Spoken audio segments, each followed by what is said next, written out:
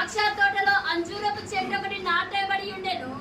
అతను దాని పండ్లు వెదక వచ్చినప్పుడు ఏమీ దొరకలేదు. చాలు, తర్వాత చదువుకున్నాము.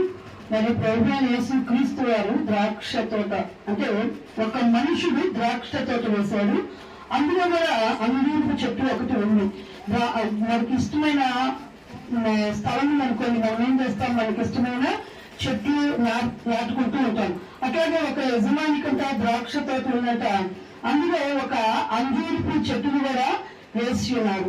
కానీ దాని పండ్లు వెనక వచ్చినప్పుడు అతడు ఏమీ కూడా దొరకలేదు. మనల్ని కూడా తోటలో ఒక చెట్టుగా నాటి ఉన్నాడు.